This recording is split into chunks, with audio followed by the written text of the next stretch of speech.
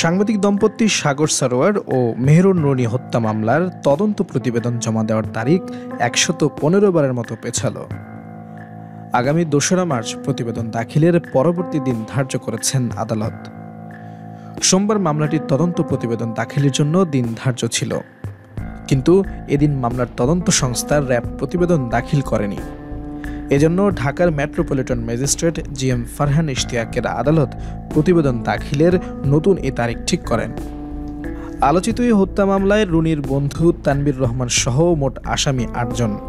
অন্য আসামিরা হলেন বাড়ির নিরাপত্তারক্ষী এনাম আহমেদ ওরফে হুমায়ুন কবির, রফিকুল ইসলাম, বকুল মিয়া, মিন্টু ওরফে বারকিরা মিন্টু ওরফে মাসুম মিন্টু, কামরুল হাসান অরুণ, পলাশ রুদ্র পাল ও আবু সাঈদ।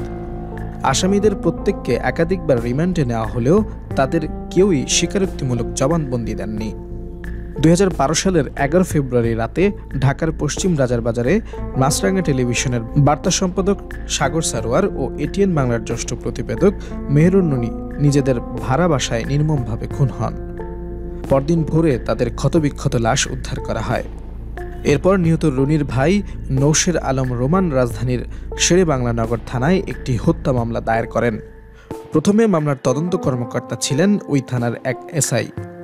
৪ দিন পর চাঞ্চল্যকর এই হত্যা মামলার তদন্ত ঢাকা মহানগর গোয়েন্দা পুলিশের ডিবির কাছে হস্তান্তর করা হয়। ২ মাসেরও বেশি সময় তদন্ত করে রহস্য উদ্ঘাটনে ব্যর্থ হয় ডিবি। পরে হাইকোর্টের নির্দেশে একই বছরের ১৮ এপ্রিল হত্যা মামলাটির তদন্তভার র্যাবের কাছে হস্তান্তর করা হয়। সেই থেকে দীর্ঘ সময় পেরিয়ে গেলেও এখনও মামলার তদন্ত প্রতিবেদন দাখিল করতে পারেনি সংস্থাটি।